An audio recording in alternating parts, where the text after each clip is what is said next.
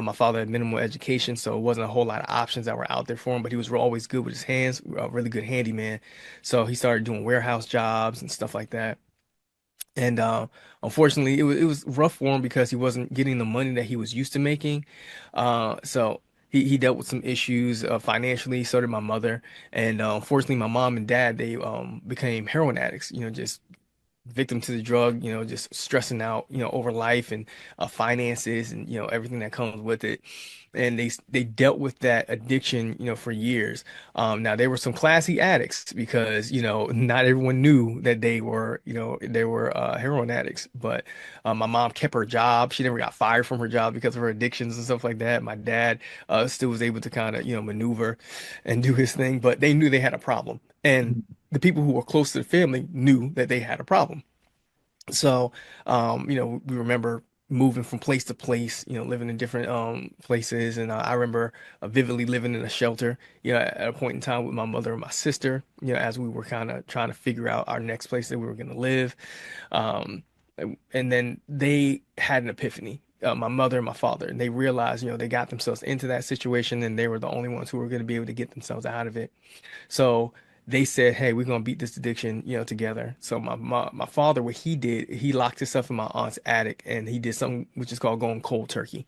So Mhm. he went to the cold sweats and throwing up and all that, being sick, to get it out of his system. My mom went with the 12-step process, so she went to the meetings that they have, and she went through the whole process of telling her testimony and all that stuff. And I remember all that because I was actually with my mother when she would be at those meetings. Like I was a little kid, laying on the bench, watching my mom give her testimonies. Didn't know what was going on, what she was talking about, but I was Mhm. just there, with my mom.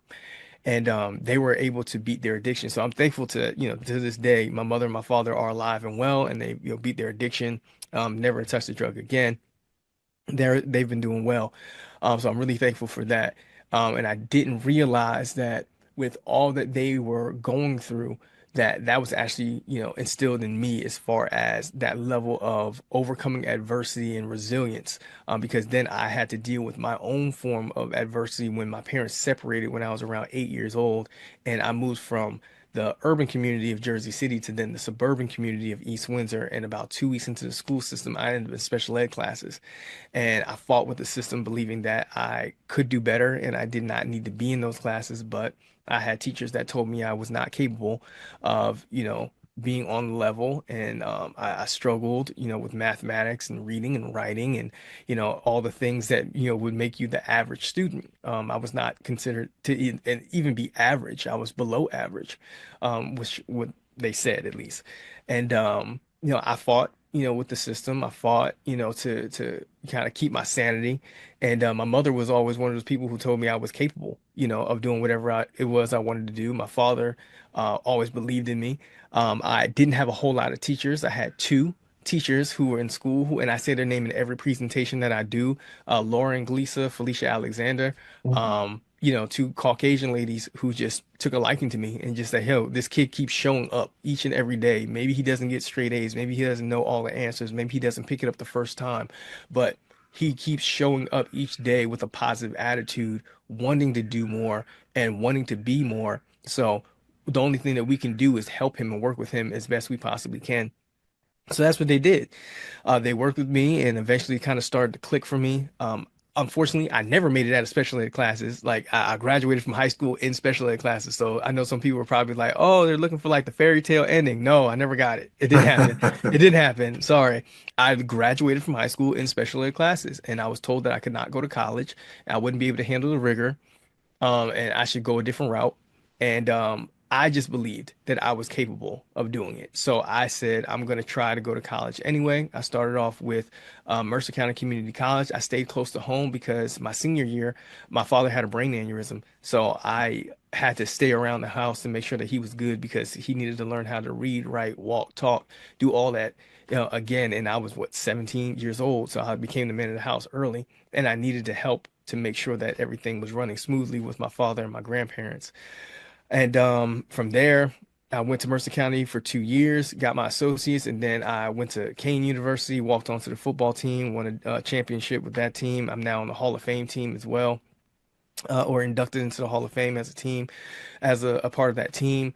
Got my bachelor's degree from King University. Then a few years back, I decided to go back to school and I got my master's in counseling.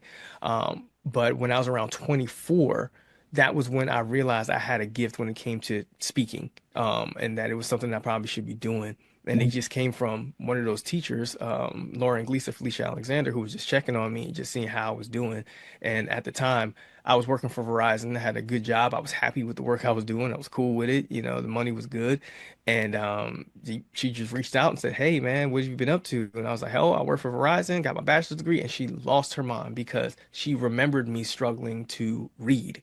She remembered me struggling to write. She remembered me struggling with math and having math anxiety and test anxiety, and my hands would shake and I would sweat and things like that because I would just kind of like have panic attacks, you know, when I had to take tests because I knew the information, but for whatever reason, I just draw a blank the day of the test and couldn't get it right. And so she watched me go from that, or saw me go from that to where I am now, to now, you know, having a great job working for Verizon and then, you know, making good money for myself and, you know, having degrees and things of that nature. So she was like, "You got to come back to the school and talk to these kids." And I was like, "Oh, no, I'm not doing that." And she was like, "Why?" I was like, "Because that would mean that I have to publicly say that I was in special ed classes and I had never done that. I never said publicly that I was in special ed classes. I hid it from my friends. I hid it from my family members. I never wanted anybody to know. There are people I graduated from high school with who have no idea that I was in the same class as them Yeah. because I was off in the corner and I was trying to stay to myself. And the only way that people actually knew me is because I was kind of popular because I played sports. I could dance, I could sing, like I could entertain, I could do different things. I was funny, you know. Women, you know, they liked me, they thought I was cute. So there was some stuff like that that made me stand out. But other than that, I was trying to stay out the way. Like Yeah. I just didn't want to be in the way. And then also people knew I would fight. They knew that too. Like, cause you call me out my name, it was a lot that I could deal with. But as soon as somebody said, "Oh, retarded," I was like, "Retarded? Like because I'm like, you must know I'm in special ed classes, and this is your way of getting back at me." Mm. Oh, okay. So this is just gonna have to escalate to a fight. That Now it's on that's and popping. Yeah, it's on because I don't have a retort for that. I don't have so we're gonna have to find out if you can beat me in a fight then now. So that's how that goes.